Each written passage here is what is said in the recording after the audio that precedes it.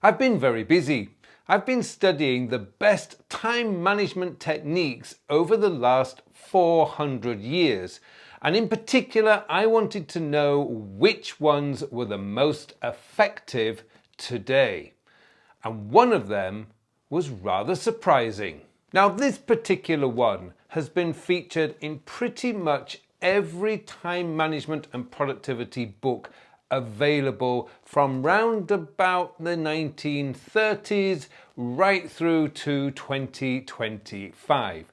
It's always there because, and I know from my own personal experience, it is quite possibly the most effective time management and productivity method that you could use. But the problem is most people have become completely addicted to being reactive to everything and anything that comes into their system. That method or system is batch processing your tasks. Now, there's many different ways of people calling this. I like to call this categorizing your tasks. Tony Robbins calls it batch processing. And even in getting things done, David Allen calls it working by context. Now, basically what it means is you group tasks of similar nature together and work from them when you use a combination of time blocking. So there's really two methodologies involved here. There's time blocking on the one hand, but more importantly, there is categorizing or batching your tasks.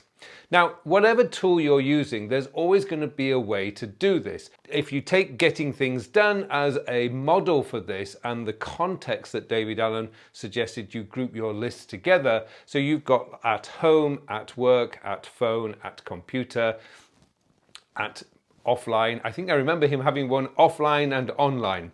But these contexts were essentially batching similar tasks together. So anything that you could do at your computer, that would go into that list. Anything that you could do when you were on your phone, that would go on your phone list. And also you had context for people. So you may have at boss, at colleague, or whatever.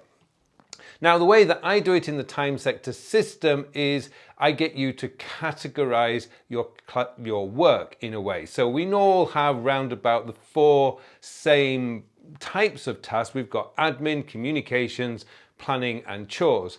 Pretty much everybody has those to some degree or another.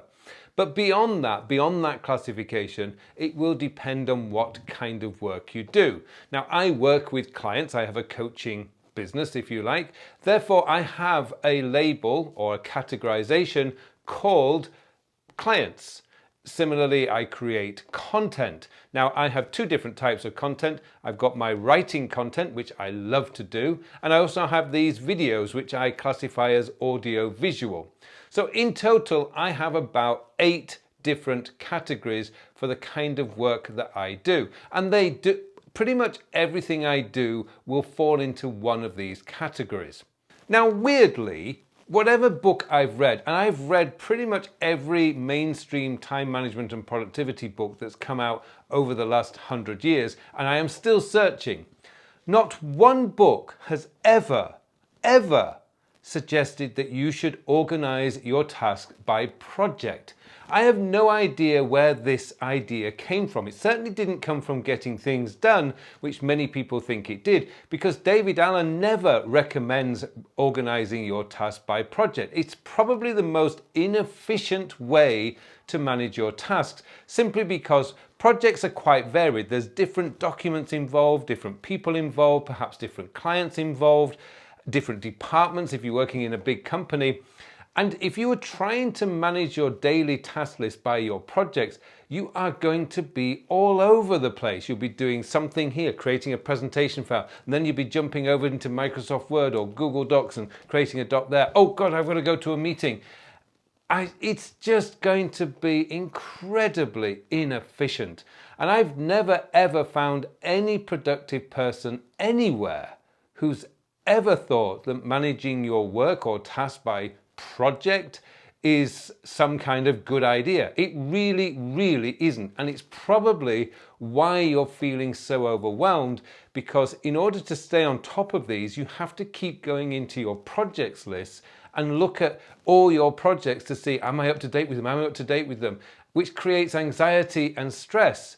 Now, the best time to review a project, and I want you to really listen to this, the best time to review a project is when you've just finished working on the project. You are totally absorbed into the project, you know exactly what needs to happen next, and then you can move that one single task, whatever needs to happen next, if you must, into your task manager under the correct categorization, whatever it is that you work. So how do you go about setting this up into your own system? Well, if you're using a digital task manager, this is actually quite straightforward. If you're using Todoist, for instance, you can actually set this up as labels, which is exactly how I do it. If you're using Apple Reminders or some other task manager, you can actually either use tags, or if you want to go the full most focused way of doing this, which is organizing your list by your different categories. So you would have your planning, your admin, your communications, and your chores, and then whatever else that you're using, depending, as I say, on the type of work that you do. And that's how you would do it. So when you process your inbox, you move the task by its category to where it needs to go. Now, it could be that you may need to add dates to this, which is why the time sector system is probably a better way to organize your list and to use tags and labels for your different categories. That way you can see your full landscape of your day in the different types of work that you have, which then leads you to the next step of making this work effectively for you. Now, this is something that I've seen pretty much every productive person I have ever met. And when I say productive, I mean super productive person that I've ever met. And don't misunderstand me here. It's not just CEOs or self-employed freelancers or content creators. This is also the best salespeople I've met, the best teachers I've met, the best project managers I've met, and the best client relationship managers I've met, including HR people as well. This is the most productive of those people always do this one simple little trick. They organize their calendar by the task, the categories of tasks that they have to do. So let's just take a human resources manager who is in the process of hiring a person for their sales department. They would then set up time each week for doing interviews. It's probably a big part of their job to be interviewing candidates. So they would have time blocked out for interviewing candidates. Now, it wouldn't be just one afternoon or one morning. They would do probably 2 days. So when they give a candidate a suggested time, what they're doing is they can say, okay, could you meet on Tuesday morning or could you meet on Thursday afternoon? So they're always giving 2 dates. The next thing they do is they always, and I'm not talking just about human resources managers now, I'm talking about the most productive people you will ever meet. They are really strict about blocking out time for their deeper, more focused work. And that would relate usually to the time at which they are their most focused. Now, for most of you, that will be morning time. You will be at your best in the morning. And therefore 9:30 to 11:30 is a really good time to block your calendar for your different categories. So for instance, I am recording this video whilst it's at, I think it's about 11 a.m. in the morning, because I'm at my best in the morning.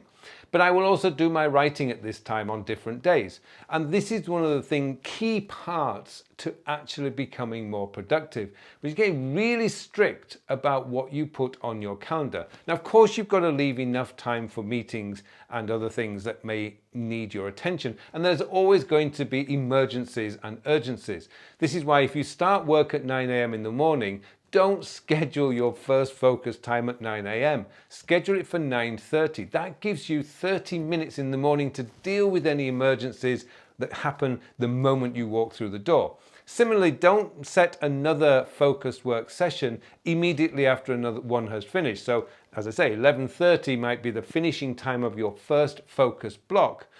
don't schedule the next one at 11:30. Schedule it at 12:30 or 1 p.m.